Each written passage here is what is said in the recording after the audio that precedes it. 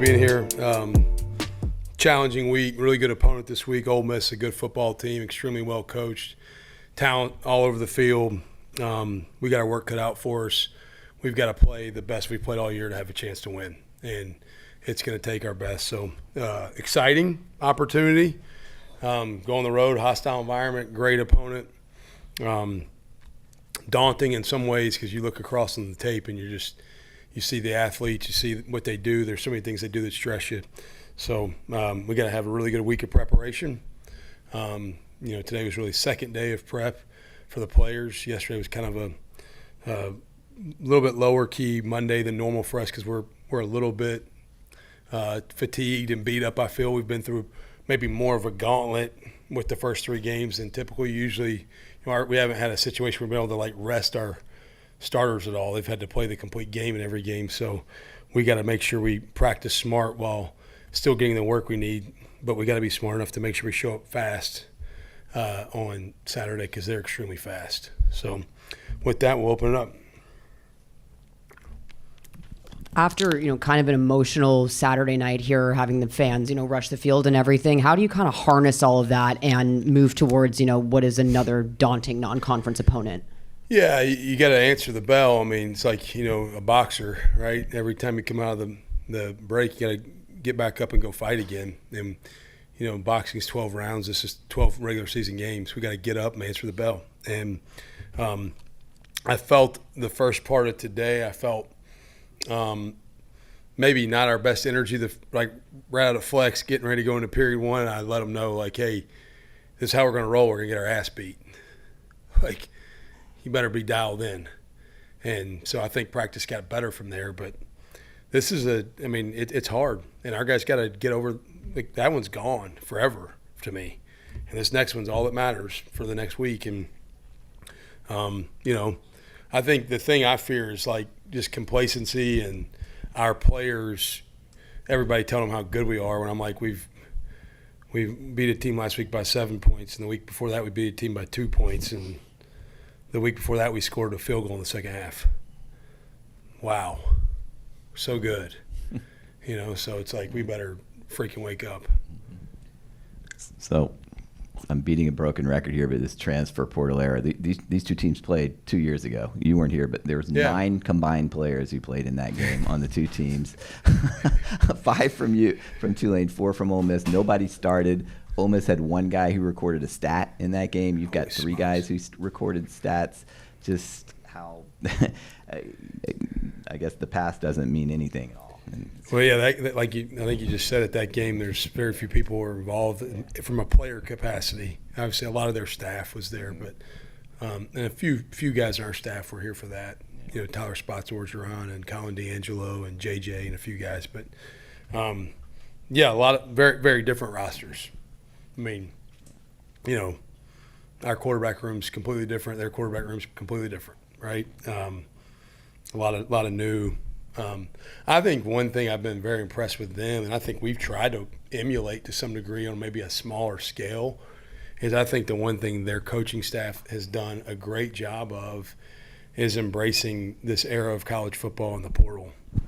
And I think we've looked at it. Our budget's not the same as their budget, obviously. Our NIL and rev share and all that stuff's not even in the same hemisphere. But nonetheless, I really respect how they've put their teams together and found ways. This is since 2021, it's the 7th winningest program in America, the 3rd winningest program in the SEC behind Georgia and Alabama. They've won 10 games 3 of the last 4 years coming into this year. This is and it's all been since this new era, right? 2021 on, really all the changes came 2020 kind of is when it really all came down the chute a little bit.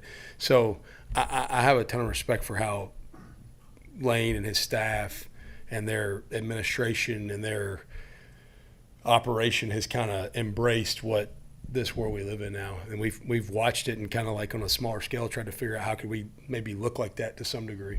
And how different are their 2 quarterbacks? I'm not sure whether the starter the first 2 weeks is going to be back. It looks like the guy that played this week ran a little bit more, but do you have to? How does that affect your preparation? Yeah, they're different players. they probably lean into certain things that one guy does well versus another guy that does well. They both have a tremendous amount of talent and ability. Simmons, the youngster that played the first couple of games, like a wow arm. Like you're like the ball comes out, you're like, whoa, okay. Like it's very impressive. Very natural passer of the football.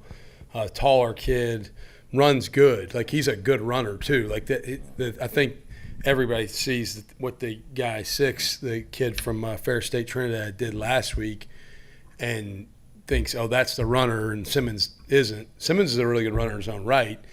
6, the guy that played last week versus Arkansas, Trinidad, he's probably, he's not as tall, not as long, probably has really good short area quickness, kind of finds some seams, can get some pesky run game yards, and has great instinct and awareness. You can tell he's played a lot of football. He's an older player. He's a senior.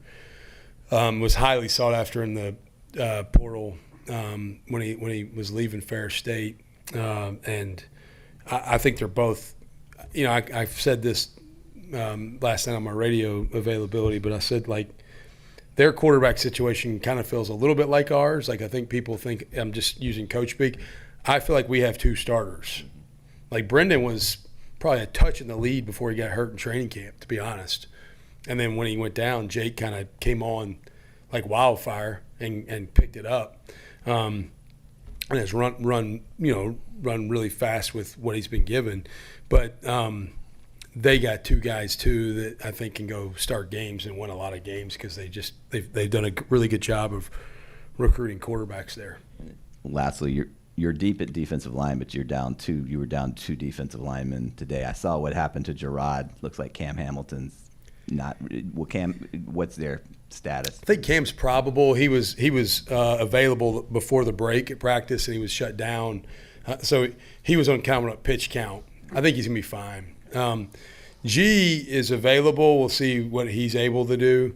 It's gonna be kind of, the trainers have told him he's good to go to some extent, right? And so it's just a matter of like, what's his own readiness? How's he feel about it? And does he trust going and pushing himself or not? And, everybody has a little different pain threshold, and we'll see what it looks like going into the weekend. But we have kind of changed and modified practice a little bit more. Late in the year, sometimes you maybe cut a few things. We're not cutting a ton, but like we're having to maybe, I think, practice a tad shorter than we have ever in week 4 on a Tuesday, and just so that because we haven't played any of the layup games. They've all been jump shots or 3-pointers for us, and so we've got to go strap it up again, and we got to be smart about how we prepare this week and not run our own guys into the ground before Saturday. You talked about it being obviously it's a daunting task on the road. Top 25 team. But isn't there also an opportunity in this? I mean, your kids probably come to Tulane to play in games like this. Do you lean into that a little bit, John? Oh, yeah. I mean, look, they're 13th in the country in one poll and 11th, I think, in the coaches poll. I vote in the coaches poll. I probably voted them higher than they were ranked, I'll tell you that. Yeah, I mean, look, these are great opportunities. They're great challenges. If this is why you work so hard as a player, as a coach, whatever, is to measure yourself against what I consider some of the best. This coaching staff, this roster, it's proven over the last 4 years of college football to be one of the best, and they just keep doing it. And so, I think that's a very exciting opportunity. It's one that I think you have to appreciate. You have to embrace, and you have to also respect what you're going against. It's not, it's going to be a handful, but it's fun to measure yourself against the best, and I think that's what's made our non-conference schedule, I think, entertaining. Is it's as challenging of a group of 5 non-conference schedule probably out there, and so I think us and I would say South Florida's, but we don't have an FCS game and they do, and so I'd say we both have really put ourselves in situations where you're measuring yourself against good people each week. And you obviously played in the SEC Did you have a chance to play at Oxford at all? And I coached there Yeah. for 1 year in 2018. Loved our experience there. Still have a ton of friends. I'll say this, my first game as a head coach was at Ole Miss. Now, I coached there in 2018, and I left. And I went back, and my first game as a head coach was 2022. And, my first game as a head coach, we go to Oxford. I'll never forget it. We had it was a bus trip because at Troy we'd get on an airplane if we had to like fly across the country. If we were going somewhere like within 8 hours, we hopped on a bus. It was like minor league baseball sometimes. And we got on 5 buses, all different colors. All right, there was a white one, there was a red one, there was an orange one, there was a tan one. Like one of them, the orange one was like a party bus. Like it wasn't even like it was like a bus where you're like having like a bachelor party. Okay, like I'm not gonna say what all it looked like, but and we go practice at Thompson High School, and we leave Thompson High School because there's a bus drive, and so I like to break up the trip. And we keep driving. We're in Fulton, Mississippi, which is where Itawamba Community College is, and we're on the highway, and I see our equipment truck pulled over, and the truck's on fire, and I'm like. It's my first game as head coach. I'm like, oh my gosh, like what are we doing? And then we get there. We stay in Memphis, which is really stupid because we had to pass Tupelo to go to Memphis and then drive the next day back down to Oxford. And we leave the hotel a little too late, and we get to the stadium. We get to Vaught-Hemingway like an hour and 20 minutes before kickoff, which is like you're supposed to be there like 2 hours and 15 minutes before. So it was like a fire drill trying to get out for pregame warmups. And then you look up and we blink and it's 21-0. And I'm like, well, this is off to a great start. And I got a personal foul or unsportsmanlike conduct or whatever on me on the sideline arguing a call, believe it or not. And then we end up losing. I think the score we lost 27-10 maybe or something like that. It didn't get as ugly as it could have. It could have been like it was 21-0. I'm like, they might score 100 on us because these guys have done it. I mean, I looked at their non-conference scores the last 2 or 3 years. It's like Tulane played them really good and gave up 37. I know some of it was late. But other than that, it's like 63, 72, 50. You're like, holy cow. And so we gave up, I think we lost 27-10. But one of the greatest things, and I've shared this with Lane, I'm pretty certain, and if I may remind him if I haven't Saturday, but after the game, I'm in our locker room. I do a post-game media availability. I'm really dejected because we lost, and I hate losing. And I'm in the coach's locker room, and I'm like, got my head down. And Tom Luke, who's Matt Luke's brother, Tom's still on staff there. And Tom comes in our locker room, and he's like, hey, somebody wants to see you outside. So I walk out, and there's Monty Kiffin. And Monty, passed not too long ago and a year ago. And Coach Monty says, he comes over and he goes, hey, our team way better than y'all. He said, but man, y'all played hard. Y'all are tough. And he said, keep doing what you're doing. I needed to hear that as my first game as head coach after we just got our butts kicked. And I'll never forget that. Like it was a moment that I shared with Monty that was, I respect the heck out of him because he's a great defensive mind and a big-time coach. And I was a first game head coach that trying to figure out what I was doing. And so, but yeah, Oxford's a great place, great venue, a lot of history and tradition. And it's a challenging place to go on the road for sure, which makes it fun. Sorry, I had to reminisce on that story because it's like one of the greatest I've ever experienced. No, that's very cool. You mentioned Lane just now. You're someone who knows how to have fun, I guess, with football, social media, things of that nature. Lane is the same way. Like, how much maybe have you watched him in those things and said, like, this doesn't have to be so serious, at least when it comes to social media and having fun with things? Yeah, well, when it's 4th and 1, it's 4th and 1, right? I started playing football as a kid, and I never as a kid, like, went to football practice and said, I got to go work football today. I said, I'm going to play football. Like, we're playing a game. Like our problems aren't real problems in this game. Like, it's it's a game. We're having fun. Now, there's a lot of scrutiny. Like I get texts and phone calls about, hey, why'd you make that decision? Why'd you go for it on fourth down? Why didn't you go for it on fourth down? Why'd you do this with the clock? Why'd you do that with the clock? And I'm like, hey, whatever. Like everybody's got an opinion. I'm good. But like I think it's meant to be fun. Most of what I do on social media, I'm just like, I'm not even thinking about it. Like and then like people on my staff are like, hey, did you see all the responses? I'm like, no, I didn't put it out there to look at the responses. I just put it out there to be goofy. Like I'm not worried about it. Like I'm not like looking. I don't know how many followers I have. I don't care. So I think Lane's an entertaining guy. He's funny. He has no problem trolling people and taking jabs, and I think you guys know I probably don't really either. But yeah, I respect the heck out of him. I think he's a really good football coach. I think all the other stuff people talk about, I think you look at like what they've done at Ole Miss since he's been there. Wow, like from a coaching perspective. And to that point, like obviously he's been one of the best offensive minds in college football. And you mentioned his record since 2021. What is it from year to year, no matter what quarterback they have or their personnel, what allows them to have so much success on offense? Well, I think they have a really clear identity. They play with great tempo. They schematically put you in some situations that are stressful in regards to like maybe some spacing. They'll get into some open sets and they'll get into some condensed sets and they kind of move some things around on you. They're really good at hiding players or creating vertical stress at times.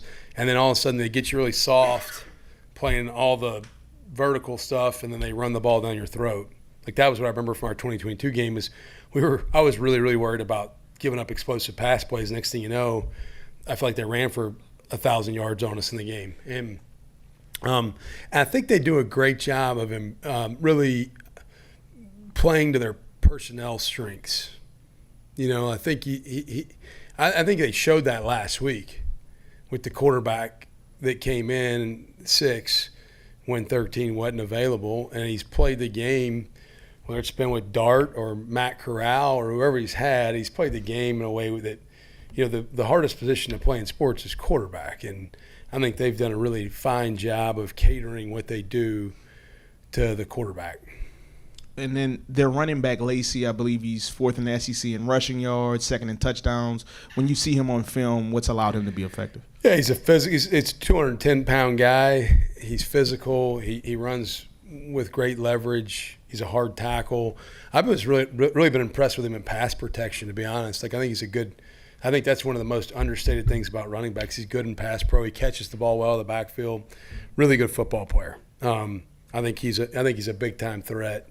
And I just think he does everything really well.